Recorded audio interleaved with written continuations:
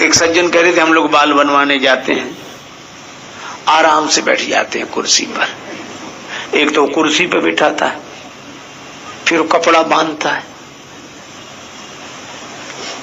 और आंख बंद करके आराम से बैठ जाते हैं, और वो हमारे आंखों के सामने ही छुरा तेज करता है।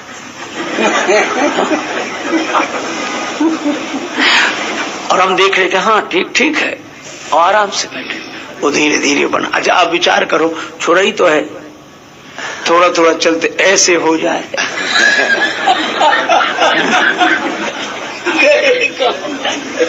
लेकिन आज तक हमने कभी उस पर अविश्वास नहीं किया, और भगवान पर इतना अविश्वास, पता नहीं हुआ कि नहीं हुआ भगवान से, पता नहीं इसमें भगवान क्या और वो। तो हमने अपना दिमाग लगाया भगवान में। हमारे दुख का केवल कारण इतना ही है, भगवान ने हमें भेजा था कि दिल लगाना मुझ में और दिमाग लगाना संसार में। अच्छा वैसे भी देखो, कोई विद्यार्थी रोज विद्यालय जाता हो, एक दिन न जा पाए और दूसरे दिन अध्यापक से कहे कि सर हम आ नहीं पाए, पर हमारा मन यहीं रखा रहा। अच्छा हाँ, हम बड़ा दुख हुआ, आ नहीं सके, मन विद्यालय में ही रखा रहा। तो आप एक काम करो, क्या कल की हाजिरी भर लो। हाजिरी कैसे भर ले, तुम आए नहीं, मन तो रहा यहीं, मन से यहीं रहे। वो कहेगा ऐसे नहीं हो सकता, तुम तन से यहाँ आते, मन से चाहे जा बने रहते, हाजिरी भर जाती है। तो दुनिया वाले तन चाहते हैं।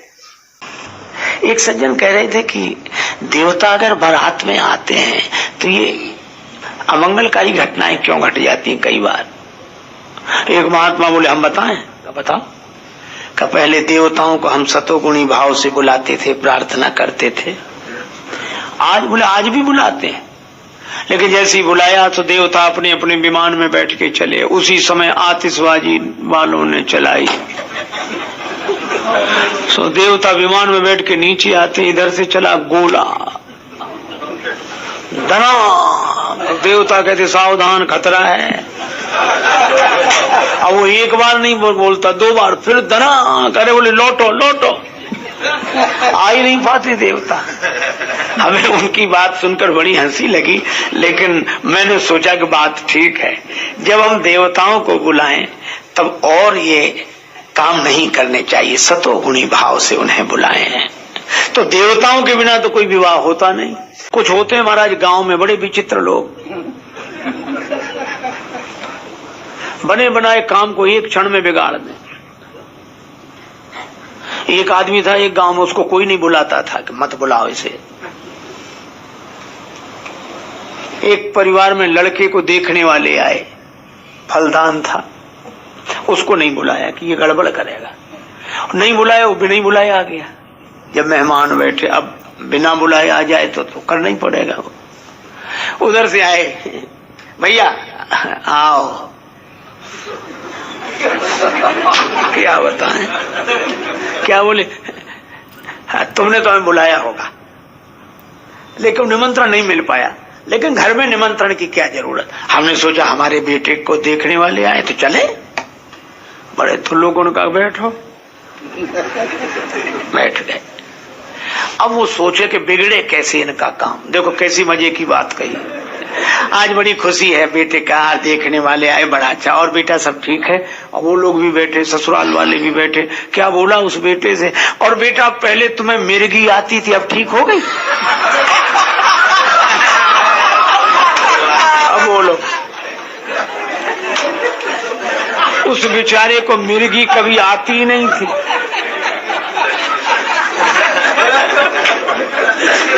तुम्हें मिर्गी आती थी, ठीक हो गई। बोला हमें मिर्गी नहीं नहीं अब तो नहीं आती, पहले आती थी कि नहीं? नहीं। अरे अपनों से क्या छिपाना, ये भी अपने हैं, ये भी अपने हैं। हम तो वैसे ही पूछा कि आप ठीक है, हो गई शादी। बस इतना कह के बेत उठा के चले गए। ससुराल वाले वहां जाके बोले बाद में विचार करेंगे, कैंसिल हो गया। शंकर जी बोले कोई है ही नहीं जो आवे।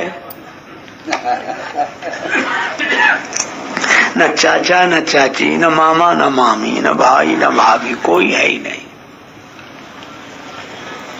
अच्छा चलो, तो आपका किसी से रिश्ता नहीं है, नाता नहीं है जो नातेदार आवे?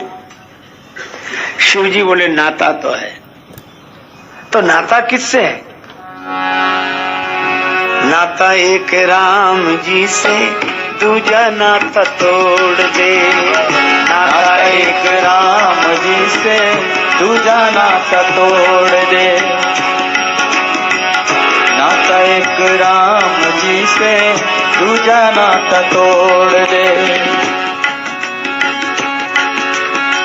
नाता एक राम जी से, दूजा नाता तोड़ दे। नाता एक राम जी से, दूजा नाता तोड़ दे। आशा एक राम जी की, दूजी आशा छोड़ दे। आशा एक राम जी से, दूजी आशा तोड़ दे। आशा एक राम जी की, दूजी आशा छोड़ दे। आशा एक राम जी की, दूजी आशा तोड़ दे। धन्यवाद निर्विवाद राम राम कहिए। धन्यवाद निर्विवाद राम राम कहिए। जाहि विधि राखे राम, ताहि विधि रहिए।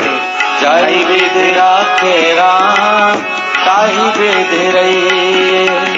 सीताराम सीताराम सीताराम कहिए। सीताराम सीताराम सीताराम कहिए। नाता एक राम जी से, बस हमारा नाता एक भगवान से है। रुद्रगण बोले भगवान से? तो भगवान विष्णु तो लक्ष्मीपति है और उनसे आपका नाता है। तो एक काम करते हैं, उनसे कहते हैं कि एक मुकुट दे दो, रत्न जटित स्वर्ण मुकुट। अरे दूल्हे के सिर पे कम से कम मुकुट तो हो, बाकी तो नीचे किसी तरह ढक ढका के काम चला लेंगे, कुछ लपेट कर, लेकिन सिर पर मुकुट हो। शंकर जी बोले ये मुकुट मांगना ठीक नहीं है। क्यों? कहिए जिसके सिर पर आता है उसे अभिमान होता है कि मुकुट हमें मिला, हमें मिला, और जिस बेचारे को नहीं मिल पाता उसे ईर्ष्या होती है कि हमें नहीं मिला, इन्हें मिल गया, हमें नहीं मिला, हमें। शंकर जी बोले ऐसा मुकुट काहे को रखो जो अपने मन को फुलावे और दूसरे के मन को जलावे। अपने में अभिमान पैदा करे, दूसरे में ईर्ष्या पैदा करे, ऐसा मुकुट काहे को रखना है? तो कौन सा मुकुट रखोगे? शिव जी बोले मुकुट, जटा मुकुट जटा, ये जटाओं का मुकुट सबसे बढ़िया। अच्छा ये जटा मुकुट क्या? हम जब बाल बिखरा देते हैं तो हमारी जटाएं बिखर जाती हैं, और कितना बढ़िया संकेत है। सिर से बालों का जन्म प्रचुर मात्रा में होता है, और सिर से ही जन्म होता है विचारों का। बिखरे हुए विचार कभी जटा मुकुट नहीं हो सकते। तो बिखरे हुए विचारों को समेट कर एक भगवान के लिए जटा बना लेना, बांध लेना, यही जटाओं का मुकुट है। अब हमारा किसी से कोई नाता नहीं, कोई संबंध नहीं भगवान से, बस अब तो प्रभु हम आपके हो गए, श्याम सुंदर, अब तो हम आशिक तुम्हारे बन गए, और तुम हमारे बन गए और हम तुम्हारे बन गए। जब ये दिल दुनिया का था दुश्मन हजारों बन गए, अब ये दिल तुमको दिया तो हर दिल के प्यारे बन गए। अब भगवान के यही जटाओं का मुकुट है। श्री तुलसीदास जी बड़ा सुंदर दोहा कहते हैं, कटे एक रघुनाथ संग बांध जटा सिर केश। ये जटाएं बना ली, भगवान के हो गए। शंकर जी कहते जटाओं का मुकुट सबसे बढ़िया। अच्छा बाबा, जटाओं का मुकुट तो ठीक है, लेकिन दूल्हे के सिर पर सेहरा भी तो होना चाहिए, मौर होना चाहिए। शिव जी बोले कि जब जब किसी दूल्हे के सिर पे मौर रखा जाता है तो जिन विचारों के विवाह नहीं हुए रहते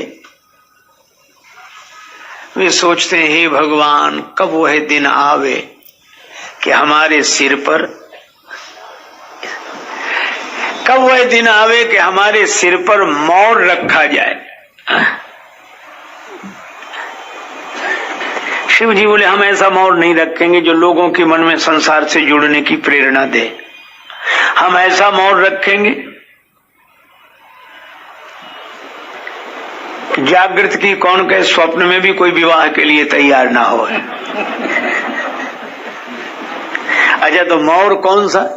श्री तुलसीदास जी कहते हैं, जटा मुकुट अहि मौर संवारा, जटा मुकुट अहि मौर। अच्छा बोलो, अगर विवाह में यह आवश्यक हो जाए कि दूल्हे के सिर पर सांप का सेहरा बांधा जाए, सांप, हाँ। आप कल्पना करो कितने विवाह कैंसिल होंगे। ये लोग उत्सुक होते हैं कि विवाह विवाह, और सांप का मौर सिर पे रखा जाएगा तो यही भागेंगे, हमें क्षमा करो, हमें नहीं करना, कहेंगे कि नहीं। सांप को सिर पे बिठाना, पर ये नहीं है कि सांप को सिर पे बिठाना है, ये संकेत है। भगवान शंकर यह संकेत कर रहे हैं कि सांप है काल का रूप, और हम जा रहे हैं शादी करने, विवाह करने, और विवाह है संसार से संबंध जोड़ना।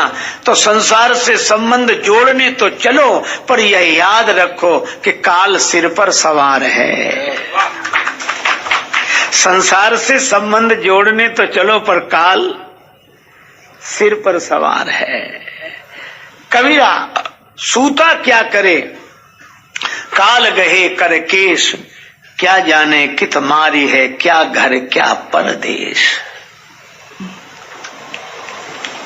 कह रहा है आसमां ये कुछ समा कुछ भी नहीं, कह रहा है आसमां ये सब समा कुछ भी नहीं। रोती है शबनम की नैरंगे जहां कुछ भी नहीं, जिनके महलों में हजारों रंग के फानूस थे, झाड़ उनकी कब्र पे हैं और निशान कुछ भी नहीं। और जिनकी नौबत की सदा से गूंजते थे आसमां, दम बखुद है कब्र में अब हूं वहां कुछ भी नहीं। देखो, जहां होती हैं खुशियां वहां कुछ गम भी होते हैं, और जहां बजते हैं नक्कारे वहां मातम भी होते हैं। संसार का नियम है।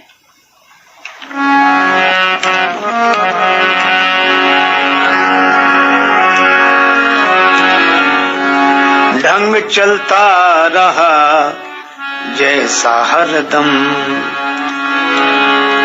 वैसा आगे भी चलता रहेगा।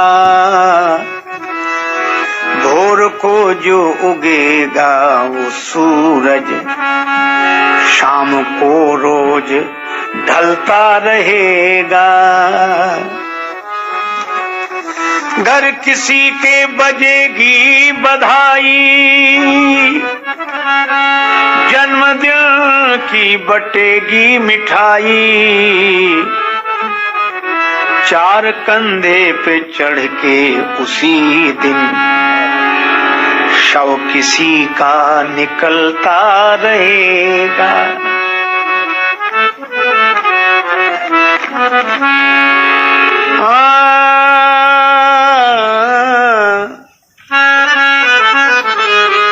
कोई होगा जगत जल की मछली, कोई पंकज सा खिलता रहेगा। व्यर्थ राजेश तुम हंसते रोते, खेल ऐसे यहाँ रोज होते, डूब के खाएगा कोई गोते रहेगा। होगी बचपन की मीठी कहानी, होगी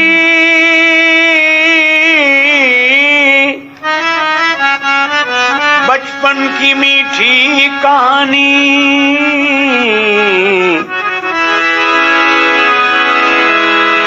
किंतु उदास रहेगी जवानी, और बेबस बुढ़ापा बेचारा हाथ पछता के मलता रहेगा। ये संसार का स्वरूप है, काल है। आज दिन ऐसो न जाने काल कैसो है, काल सिर पर सवार है। एक महात्मा मरघट में पड़े, न बिछाने को न ओढ़ने को। एक सज्जन आए कि आप न बिछाए हैं कुछ न कुछ, ऐसे कैसे पड़े हैं? महात्मा बोले हमारे पास सब कुछ है, तुम्हें दिखता नहीं है। जमीन पर लेट जाते हैं, सिरहाने हाथ रखते हैं, और हम तो अपना बिस्तर तकिया हमेशा साथ रखते हैं। महाराज यह तो आपकी मानता है, बस्ती में चलो सबसे मिलना हो जाएगा।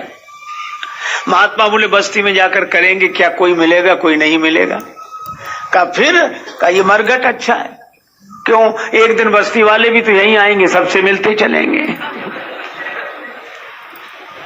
काल सिर पर सवार है, इसलिए जो काल को सिर पर सवार जानकर संसार से संबंध जोड़ते हैं, वे संसार में बसते हैं, पर संसार में फंसते नहीं हैं। पर शिव जी कहते हैं शादी करने चलो अच्छी बात है, पर काल सिर पर सवार है, ये याद रखे रहो। रहना नहीं देश वीराना है, रहना नहीं देश। अच्छा बोलो, अगर कोई यही सोचता रहे रहना नहीं देश वीराना, रहना नहीं, एक दिन चले जाएंगे, पल का खबर नहीं है। अच्छा बोलो, ऐसा आदमी कर सकता है? दुकान व्यापार बड़े बड़े काम ये बंद हो जाएंगे कि नहीं? इसलिए हमारे यहाँ नीतिकारों ने बहुत बढ़िया बात कही है। नीतिकार कहते हैं कि धन ऐसे कमाओ जैसे तुम्हें कभी मरना नहीं है, ये सोचकर। ये धन कमाते समय सोचो, और जब शांत बैठो तब ये सोचो कि अगले पल का ठिकाना नहीं, भगवान का स्मरण करें, भजन करें। और नहीं तो आप यही सोच कर, मान लो कोई दुकान पे बैठा है, अब कोई आया, भैया ये सामान कैसे दिया है?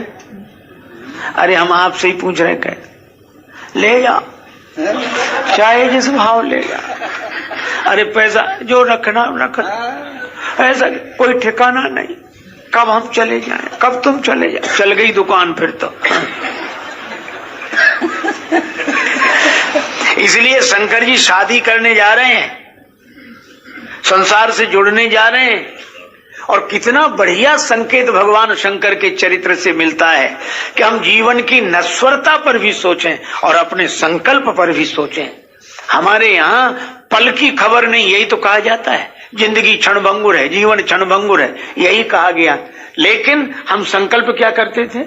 जीवेम शरदः शतम पश्येम शरदः शतम।